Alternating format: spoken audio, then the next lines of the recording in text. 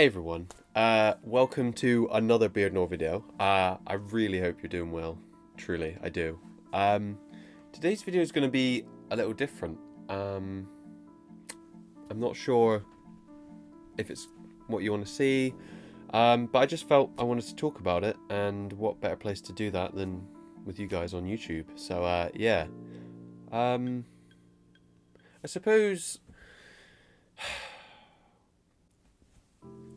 the conversation. Sorry, I'm I'm trying here. It's just that I have not got a script or anything or any points. I'm just sort of freeballing, so and it's difficult. I suppose what I'm focusing on today is grief, and just talking in general about it, and I suppose how it sort of impacts. I don't know. I know this channel's about funny moments in gaming, but I am also a real person, and I don't know. It would be nice to connect on a deeper level. So yeah, this video really is about talking about grief, I suppose. And I was sparked on initially by sort of Andrew Garfield and his openness about grief.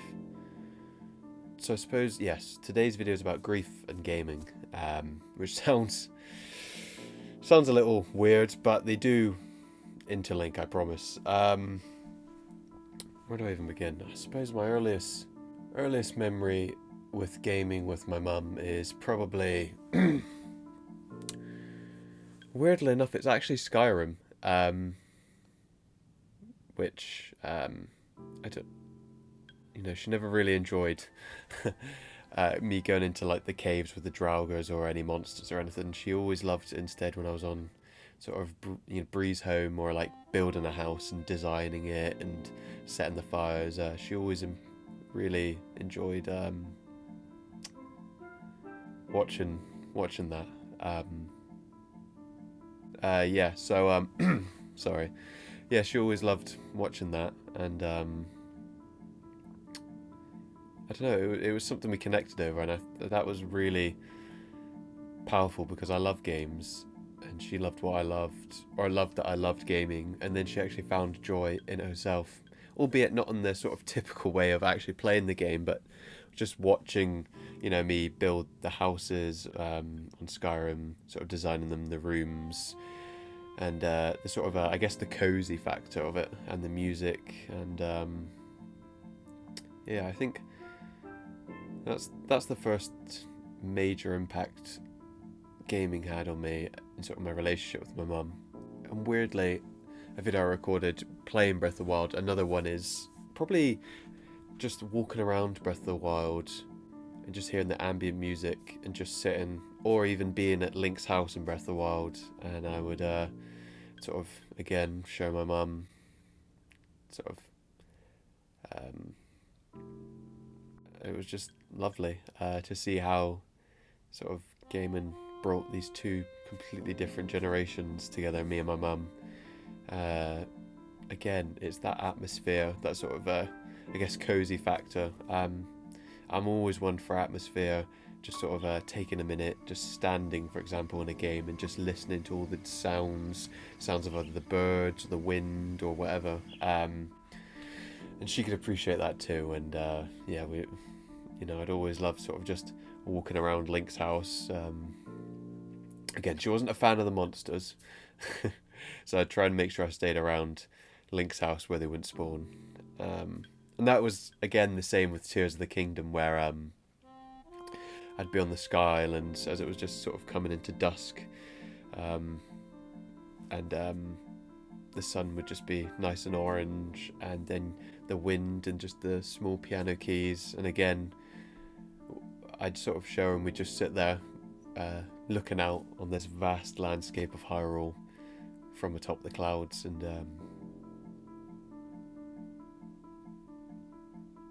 we would even with Minecraft, she'd always love when I'd build a home and then get in and then make sure it's secure and safe so the monsters don't come in. And yeah, I think that's the hardest thing really is that I can't share any more games with her. Um, it's a weird thing, grief. Um, you know, it's so odd. I'm still. She passed away in March. It was either on Mother's Day or the day after Mother's Day. It was one of those.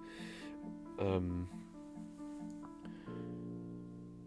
and yet, despite it being, over 6 months on, which I know is not a long time, but like I still am in complete shock. I can't believe it. I still can't believe that she's not here. Like there's times where I can't even sort of cry because I'm just so like absolutely blown away that that person, my parent, my mum, isn't here anymore. Um, she never was going to get to see me get married, hopefully have children. And then at the time when she was in sort of hospital and hospice, that's when Final Fantasy VII Rebirth came out, and sort of just after, like before that, around that time, and that really helped a lot. Sort of being able to escape into a completely different world, not because I'm running away from it, but I suppose in a way, like the grief is so strong and so painful at that point that the only thing you can do, the only thing your brain is gonna do is try and protect you by being like, we need to get out of this situation. It's too much to handle right now. And yeah, that's honestly that was an amazing game to sort of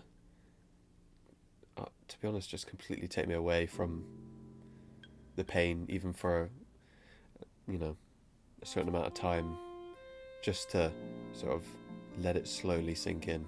And I think that's the power of games in general, is just that they can transport you to completely different universes, different characters, tell different stories, and touch you on a really deep emotional level. Yeah, it means a lot. For example, with my dad, I have memories playing the original Harry Potter and the Chamber of Secrets on PlayStation 1 with him, and those are sort of memories that will never go. Um, I have memories with all the important people in my life. I can attribute or pinpoint memories with them while we were playing games or about gaming, and I think that's the amazing thing about games. It's everlasting memories. They truly are powerful pieces of art. Yeah, I guess this is an appreciation, and it's a weird melancholy thing, because it's that sort of thing where it's like, you think back about playing Black Ops 2 or Halo back when you're younger with your mates, and those evenings where you would play, and those are some of the greatest memories of when you were younger. Just some of those times were so funny. But yeah, I'm not sure what this video is. I don't know if it's going to see the channel. Probably won't. I don't know. I've probably just chatted a load of nonsense, but yeah. I know it's going to sound very cliche, but just appreciate those around you. Obviously I don't know everyone's circumstances, but within reason, hopefully it's a good enough relationship. Just give those around you who you love, let them know you love them, hug them, enjoy their company, and just cherish every moment. Yeah. And I guess a massive thank you from me to you lot, you wonderful lot. You're giving me the opportunity to post my videos and share it with all of you all across the globe, and I'm so glad that I started it when my mum was still here. She absolutely loved it. She loved that I was doing a channel. She watched every video, liked it, would talk to me about it, would ask what was coming up next. She absolutely loved it and supported me fully. Thank you so much. Genuinely, thank you for watching all these silly videos on this channel. Don't worry, I won't make a habit out of posting these types of videos. I don't want to, I just thought it was important to mark this point. because it's sort of you know, if I watch my channel, it's sort of, I know those times I've recorded it. It just feels important to document this and sort of put the message out there. Love what you do, value memories over everything, and love unconditionally those around you. And let them know every so often, you know? I know it can be sometimes maybe a bit difficult for some, but just let them know that, like, you're there and you appreciate them. And that's it, because that can really brighten up someone's day. And yeah, thank you so much for listening. I suppose I'll catch you in the next video. Yeah, thank you again, and see ya.